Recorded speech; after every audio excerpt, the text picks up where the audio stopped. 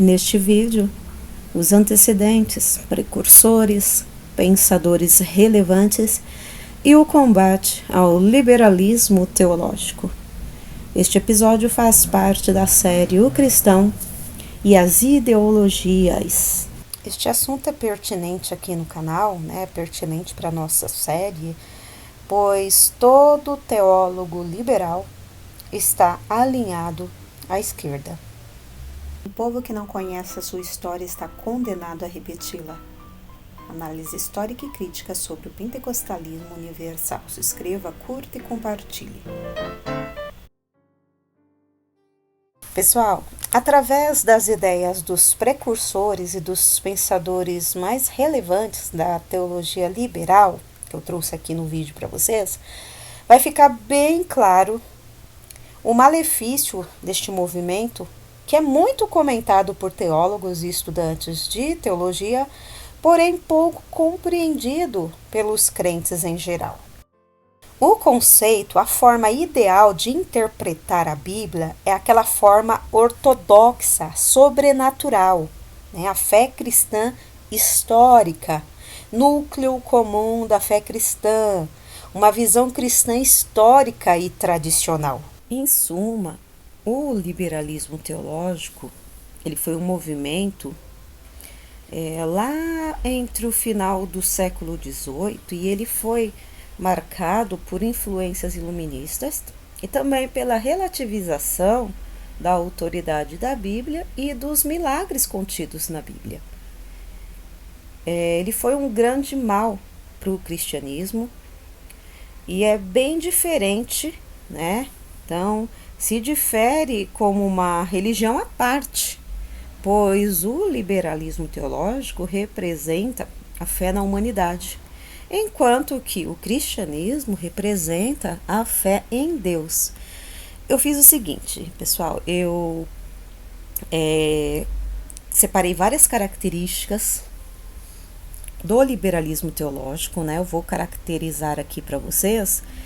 E vocês vão poder perceber que já tiveram contato com ideias da teologia liberal de alguma maneira. Presta bem atenção. A teologia liberal, ela preserva o linguajar bíblico. Porém, a missão é voltada para o social. O liberalismo teológico é um plantador de dúvidas. As ideias do liberalismo teológico, elas estão presentes nos cursos de teologia, mantém uma capa de intelectualidade, academicismo, erudição. Eles têm um método científico como a melhor forma de se chegar na verdade. Eles praticam muito a crítica bíblica, a crítica da tradição. Aliás, eles criticam mais severamente a Bíblia do que qualquer outro livro. O liberalismo, ele não pode ser considerado como cristianismo. Ele até usa terminologia, símbolos e liturgias cristãos, porém com sentidos reinterpretados ou transmutados através do quê? De ideologias e filosofias estranhas à fé cristã. A incredulidade é um pressuposto da teologia liberal. Eles tratam a Bíblia como qualquer outro livro de religião antiga. A teologia liberal tem mais similaridade com o gnosticismo antigo do que com a fé cristã. Lembrando que esse gnosticismo ele foi um movimento sincretista, guiados por outros princípios filosóficos que davam outros significados às palavras-chave da fé cristã.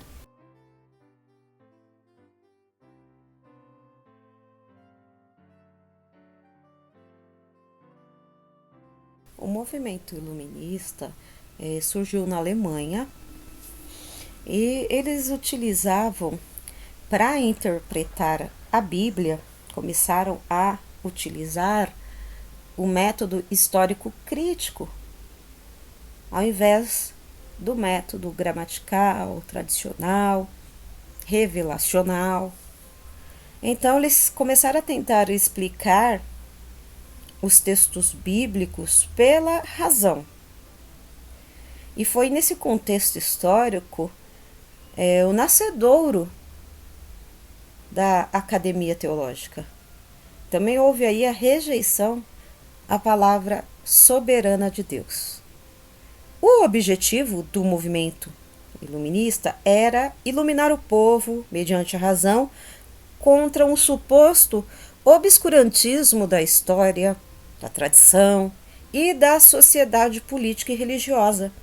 Então, o iluminismo teológico ele foi responsável pelo novo tratamento dado pelos historiadores e teólogos a detalhes da vida de Jesus, inclusive verificando aspectos ligados à credibilidade dos escritos evangélicos. Vou apresentar para vocês 4 precursores do liberalismo teológico: Kant, Fichte, Schelling e Hegel. Immanuel Kant, ele falou sobre a filosofia crítica na obra Crítica da Razão Pura. Ele queria se livrar da velha, entre aspas, velha metafísica, no caso seria aquela teologia revelacional, Isso teria ficado no passado e ele queria utilizar uma filosofia crítica. Já Fichte, ele falava da personalidade livre, da liberdade humana, do imanentismo, do determinismo. Schelling, ele elaborou uma metafísica teísta, fundada na liberdade humana, e ele exerceu com isso influência sobre os precursores do existencialismo. Hegel, apesar de não ter atacado a teologia ortodoxa tradicional, sua teologia expressa o apogeu da elaboração filosófica do idealismo alemão em relação à religião e a Deus como absoluto. Agora eu vou apresentar para vocês as ideias dos principais, dos pensadores mais relevantes do liberalismo teológico, como, por exemplo, Lessing.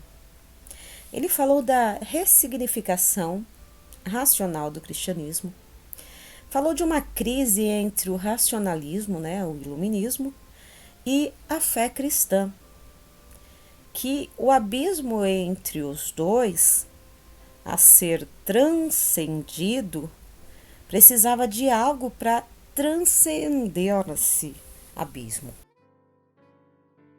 Van Heda, ele disse que a Bíblia utiliza linguagem simbólica. Então, ele tenta conscientemente ultrapassar o abismo de Lessing através do estudo da natureza, da própria história. Ou seja, o humano como símbolo do eterno, como símbolo do divino. E Schleiermacher, ele tinha a ideia de achar, veio dele a ideia de achar um Jesus histórico. Então ele alega fraude nos evangelhos. Ele era luterano e no que diz respeito à hermenêutica bíblica, o seu enfoque principal não era teológico, mas era psicológico. Ele preconizava que os intérpretes das escrituras deveriam tentar entender as ideias de seus autores, que eram simples seres humanos, a não aceitação de que as escrituras fossem a palavra de Deus inspirada. Líder da escola de teologia de Tübingen, ele seguiu Hegel na teoria da dialética. Christian Bauman, ele argumentou que no segundo século o cristianismo teria representado a síntese de duas teses opostas, o cristianismo judaico e o cristianismo paulino. Weyerhaeusen, também, do início da alta crítica, também aplicou uma análise histórica dialética, uma visão materialista para a Bíblia. E Strauss, no encontro, ele falou do encontro com o Jesus histórico e que acharia a religião que lhe convidam um sentimento de total dependência. Cortar Strauss. Lepche, ele já vai lá para o campo do historicismo, do evangelho social, da liberdade ética da natureza, da interpretação moralística da religião, uma modelagem de Jesus perfeito que se libertou de todos os seus impulsos. Ele fala de separar o cerne da palha no que diz respeito ao evangelho. Van Ranack, ele buscava a essência do cristianismo, o evangelho simples que teria sido contaminado com o helenismo pelo apóstolo Paulo, numa religião sobre Jesus, na qual surgiram dogmas sobre a encarnação do Filho de Deus, que no fundo era moralista. Essas são as ideias do Van Ranack. Schweitzer, ele chega à conclusão de que a busca por esse Jesus histórico, ao tirar toda a velha metafísica, era o Jesus do racionalismo, um Jesus histórico com roupagem moderna. Laizzi sugere que o cristianismo, o Cristo do cristianismo ele teria sido criado pela igreja primitiva. Boltzmann, você falando de sua erudição, você percebe que ele tende a transformar o pensamento cristão em um mero comentário, da cosmovisão moderna. Então, toda a mensagem do Novo Testamento tem de ser repensada no pensamento dele, nas ideias de Boltzmann, em categorias existenciais. E nisto o Evangelho perde o seu valor e sua força e passa a ser mais uma boa filosofia de vida. A essência do liberalismo cristão é o desejo de contextualizar os fundamentos religiosos da tradição judaico-cristã. Para os liberais, desde o tempo da Igreja Apostólica, o mundo experimentou sucessivas e progressivas alterações culturais, de modo que as terminologias da Bíblia e das declarações de fé contidas nos credos ecumênicos são pouco compreensíveis para as pessoas de hoje.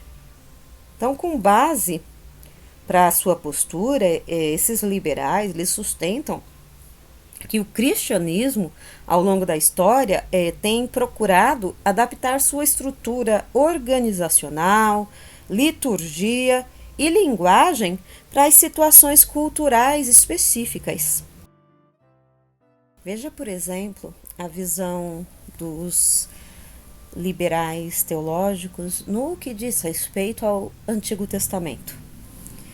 O liberalismo ele contesta a autoria dos livros da Bíblia. O relato histórico do livro de Gênesis como uma mitologia extraída de outros povos. Então, em Gênesis 3, eles negam a doutrina da criação. Eles começam no Pentateuco, onde eles também fragmentaram, dividiram entre várias eras, a autoria mosaica do Pentateuco, contestada por eles. Isso vai a outros livros da Bíblia, também conhecido essa atitude, essa ação como alta crítica.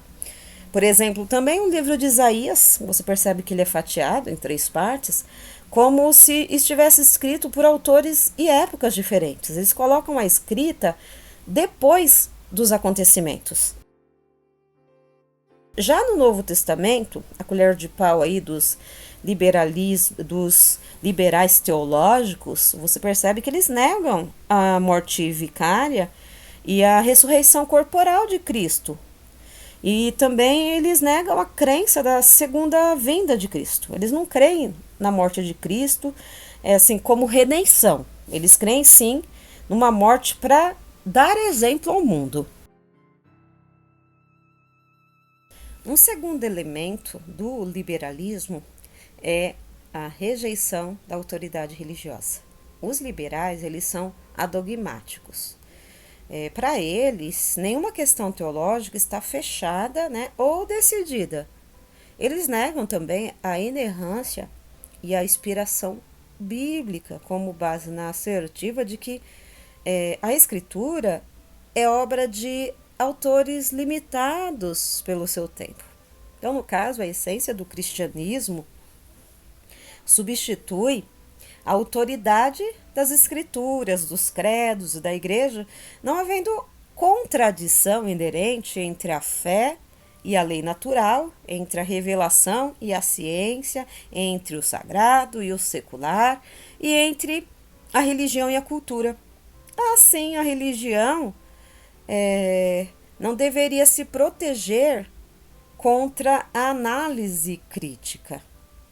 Com base na dialética de Hegel, os liberais, falaciosamente, concluíram que pelo fato de Deus estar presente e atuante em tudo quanto acontece, não pode haver diferença entre o natural e o sobrenatural, pois a presença divina seria revelada em coisas como a verdade racional, a beleza artística e a virtude moral. E isso, gente, naturalmente pode levar o cristão a uma velha fórmula do panteísmo, ou seja, Deus é tudo e tudo é Deus.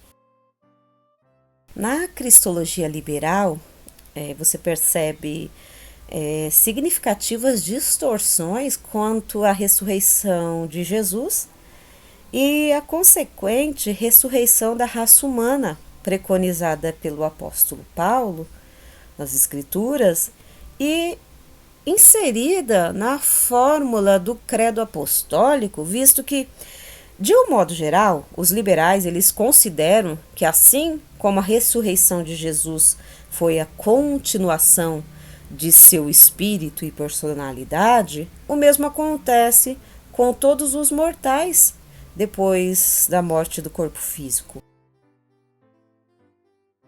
Quanto à doutrina do pecado, a teologia liberal, ela aproximou-se em passos largos de antigas heresias como o pelagianismo. Assim como o pecado ou o mal é visto como imperfeição, ignorância, desajustamento e imaturidade, e não como herança da desobediência a Deus pelo primeiro casal. O liberalismo ele é otimista quanto ao futuro da humanidade, quase beirando a um universalismo coletivo, pois a sociedade está avançando em direção à realização do reino de Deus, que será um estado ético de perfeição humana. A escatologia liberal considera que a obra de Deus entre os homens é de redenção e salvação, não de castigo pelo pecado, E este propósito será atingido no decurso de um progresso de ascensão contínua.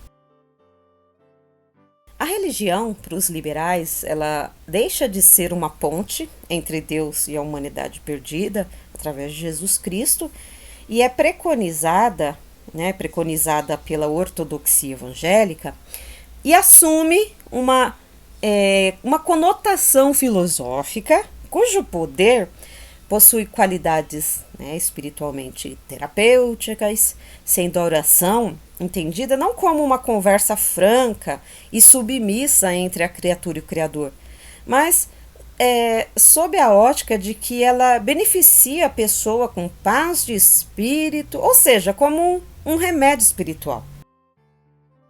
Já a eclesiologia liberal é mais filosófica que teológica. Então, sendo a igreja uma sociedade que reúne pessoas com o mesmo ideal, qual seja seguir os princípios e os ideais anunciados por Jesus, nada diferindo, portanto, do chamado espiritismo cristão ou kardecista.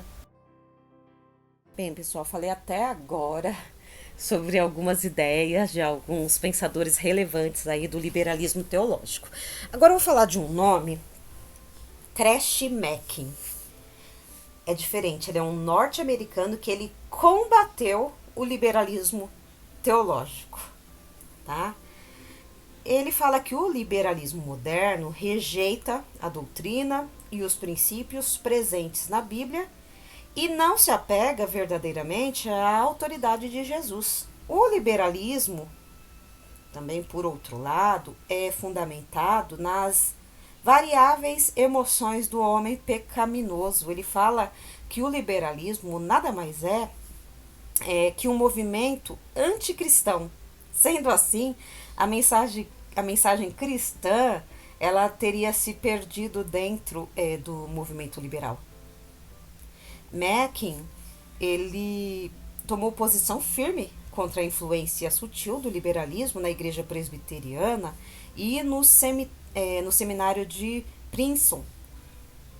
No seu livro Cristianismo e Liberalismo, de 1923, Mackin prova que o liberalismo e o cristianismo históricos são duas religiões distintas. A lógica de sua oposição, né, da oposição de Mackin ao liberalismo, levou a um inevitável confronto entre o seminário de Princeton e a Igreja Presbiteriana dos Estados Unidos da América, porque Mackin ele foi melhor conhecido na controvérsia fundamentalista modernista, né? Com esse fluxo do fundamentalismo e sua ortodoxia influenciando a corrente principal da igreja para longe da ortodoxia bíblica, Mackin se tornou uma voz firme e opositora. Vou apresentar agora para vocês dois documentos emanados pela Santa Sé para combater o modernismo, né, o liberalismo teológico. É o Decreto Lamentabile Sane Exito, do Santo Ofício, 1907, e a encíclica Pascendi Dominici Gregis, de 1907, do Papa São Pio IX. O decreto de Lamentabile, ele condena 65 proposições modernistas. Segundo esse decreto, o modernismo ele defende que a leitura que a igreja faz da Bíblia não é correta. Consequentemente, eles defendem que esses autores, né, têm uma oposição entre dogma e história, né? O Cristo da história seria um homem com simples ciência humana que não teve a intenção de fundar uma igreja. Então, dessa maneira, a igreja ela não teria origem divina, nem uma autoridade sobre-humana. A moral e os sacramentos, nesse contexto, também não teria um grande valor, já que seriam adaptações de fenômenos históricos com pretensões de ser imutáveis. Já a encíclica Pascendi foi uma grande obra intelectual, pressupõe muita leitura por detrás. A primeira parte dessa encíclica, ela expõe as doutrinas modernistas. Já a segunda parte, ela as reprova como inaceitáveis e são erros sobre Jesus Cristo, a igreja e os sacramentos principalmente. Então, a tradição, segundo os modernistas, protegida pela igreja, é a comunicação de uma experiência religiosa original que mais cedo ou mais tarde acaba enfrentando-se, né, com o progresso. E fala também do trabalho na filosofia da imanência. O cristianismo, ele não emerge da natureza por uma evolução subconsciente e espontânea, nem é uma emanação da consciência da humanidade. Então, na polêmica sobre o modernismo, uma das clássicas questões do século passado foi o quê? A do Jesus da história e o Cristo da fé. Bem, pessoal, então eu mostrei aí para vocês os precursores, pensadores relevantes, a influência do iluminismo nisso tudo. E preciso dizer para vocês que não é preciso você abrir mão das doutrinas centrais bíblicas para poder dialogar com as culturas. E eu gostaria também de deixar aqui um versículo de primeira carta aos Coríntios, capítulo 2, versículos 14, 15 e 16. Ora, o homem natural não compreende as coisas do Espírito de Deus, porque lhe parecem loucura e não pode entendê-las, porque elas se discernem espiritualmente.